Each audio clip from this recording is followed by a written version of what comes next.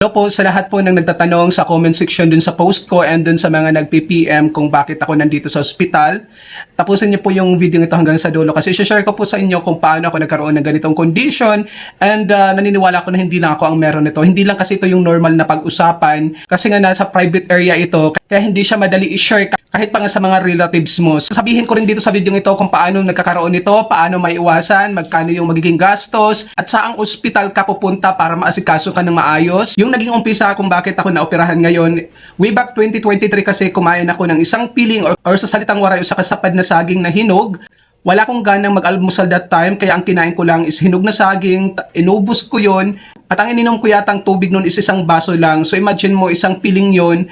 And then dumating yung 3 days na hindi pa rin ako makapagbanyo. At syempre kung hindi ka dudumi sa sakit yung tiyan mo. Kaya ang ginawa ko that time, pinilit ko siyang ilabas. At doon nag-start na naramdaman ko sobrang sakit. At ramdam ko na may napunit. Kaya after 4 days ata yun, nagpa-check up ako sa PGH para magpa-check up dun sa Healthway. At doon nalaman ko dahil tiningnan ng doktor ang aking wheat pox na meron niyang sugat. Ang tawag ng doktor dito ay anal fissure. Ang ibig sabihin ng anal fissure, halimbawa ito yung puwitan, ito yung butas ng puwet natin, tapos dito sa mga gilid or mga lining ng ating puwitan ay mayroon siyang punit. So yun yung nangyari sa akin. So masakit siya kapag ka nagsi-CR. In-advise sa akin ng doktor na dapat lagi akong uminom ng tubig at dapat kumakain ako ng green gulay. So kaya sinabi niya sa akin, hindi ka kumakain ng gulay, no? Ang sagot ko ay hindi. Kasi hindi talaga ako kumakain ng kangkong, talbos ng kamote, hindi ako kumakain ng ampalaya, hindi ako kumakain ng pichay, mustasa, or kahit anong gulay na green, hindi ako kumakain. Maliban sa kalabasa, puso ng saging, sitaw, yun lang yung mga kinakain kong gulay noon.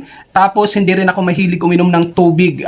Sa isang araw, halos 2 baso, okay na ako, which is mali. Kasi ang, di ba, ang sabi nga ng mga doktor, 8 glass a day dapat ang nauubos at dapat kumakain talaga ng gulay. So after noon, nung sinabihan ako ng doktor, doon na ako kumain ng mga green gulay. Doon na ako nag-start kumain. Pero syempre, pilit yun, hindi naturally sa akin na talagang nasasarapan ako. Pero hanggang ngayon kumakain naman ako. Hindi lang talaga yung sanay na sanay kang kumain kasi hindi ko nakalakihan na kumain ng ganun. Pero itong condition na to, hindi naman siya araw-araw masakit siya. Minsan kasi nawawala yung sakit niya, ganun. Tapos, nadagdagan pa ito nitong 2024 nung nagtrabaho na ako sa admin office bilang encoder, doon mayroon na namang lumabas na parang kuntil balat siya sa may puwitan na.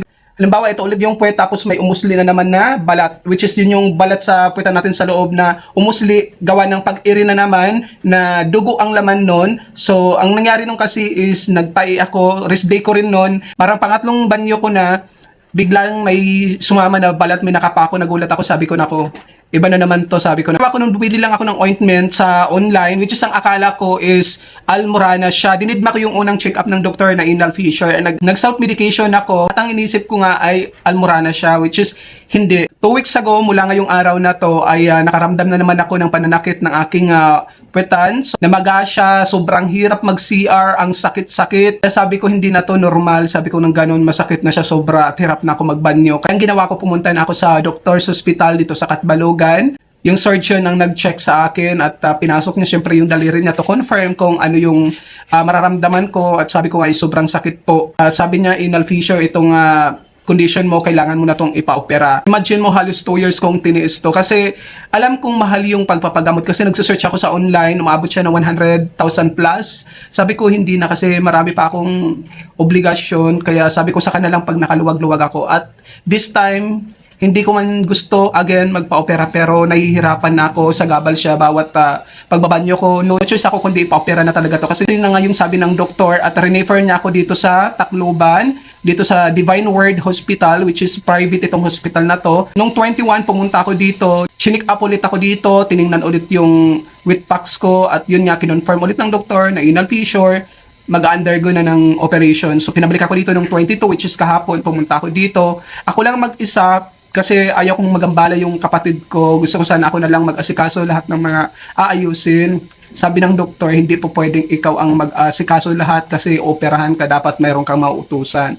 So, thankfully naman, yung sister ko naman, 1 call away lang naman yan siya, si Ate May. Kapag ka meron akong mga request sa kanya, andyan parati yan siya. Kahit yung kay nanay, pag nandun ako sa Manila, pag sinabi kong kailangan kita para kay nanay, asikasuhin mo, lahat gagawin niya yan. Tapos ito ngayon, isang tawag ko lang din, agad-agad pumunta rin siya dito at siya yung nauutusan ko. Yun nga lang, medyo nangangapa siya dito dahil ang laki ng hospital, natatakot din siya gamit ng elevator.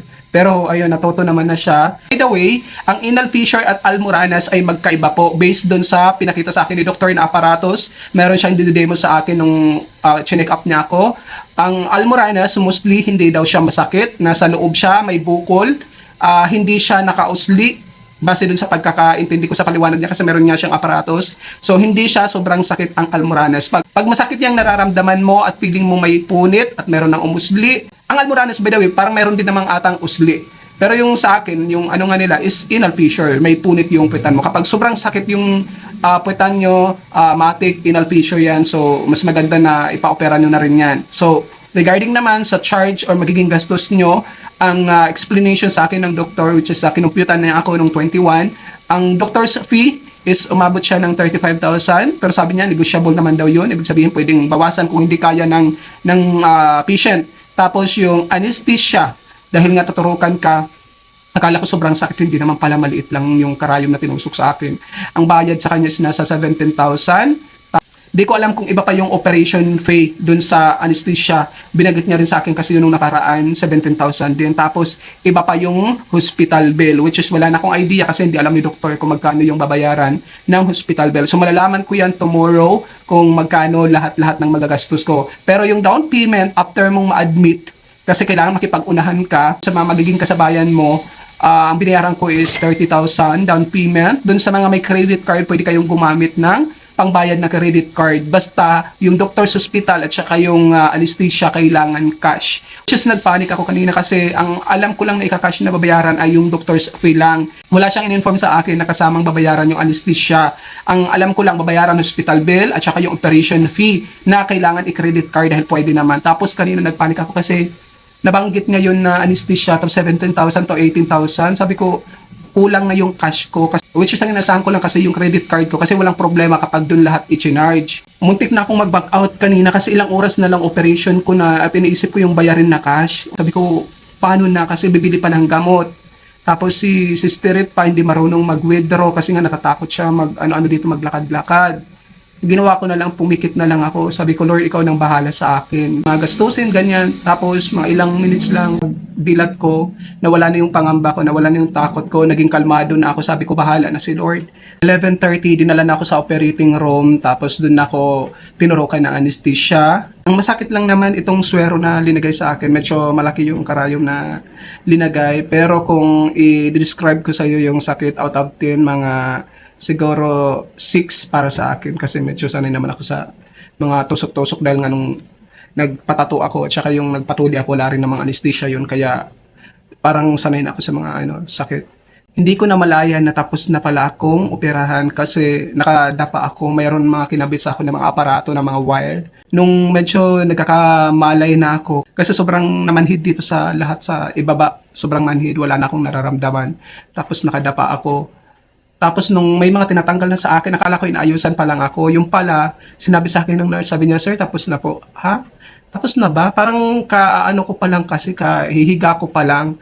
Yun yung naramdaman ko. Yung pala nakatulog yata ako kasi mayroon namang pampatulog na ilalagay sa'yo. Ayun, saglit lang siya. Yung natagalan lang yung pagpahupa or pagpawala ng manhid ng anesthesia kasi ilalagay ka muna nila sa may post anesthesia unit care. Doon ka muna itatambay para maalis yung mga yung anesthesia mo. Tapos after nun, ibabalik ka dito sa room kung saan ka naka-assign. Yung pinili ko room is semi-private lang kasi dalawa yung option mo, semi-private at yung private. Kapag semi-private, dalawa kayong parehas na condition na operahan. So, yun yung kasama ko dito, umuwi na sila. So, pag private, syempre, ikaw lang mag-isa, which I think medyo mas mahal yung kumpara sa semi-private. Ayun, para maiwasan naman yung mahirap na pagdumi. Kailangan yung uminom ng maraming tubig. Ang suggest nga ng doktor dun sa Katbalogan, dapat 3 liters daw na tubig ang dapat iniinom ko everyday. Tapos, gulay.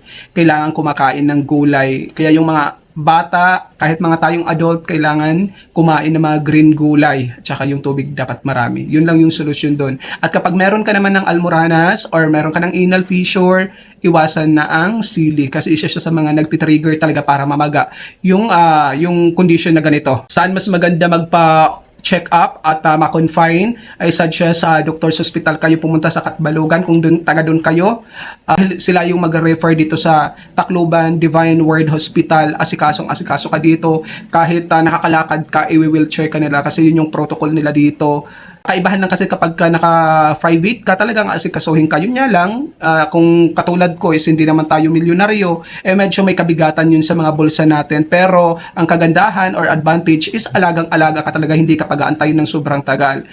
Kapag public ka naman, yun yung napili mo. Kung wala talaga, mag-aantay ka talaga ng matagal na serbisyo dahil asa nga lang sa free. Syempre yung facilities kapag ka public, hindi ganun kalinis. Dito kasi maayos talaga at malinis talaga yung hospital dito. Kaya yun lang yung mai-share ko sa inyo. I hope na nasagot ko yung tanong nyo at kung may condition kayo na ganito, alam nyo na kung magkano, kung saan kayo pupunta at ano dapat ang iwasan. Maraming salamat. Have a great day everyone.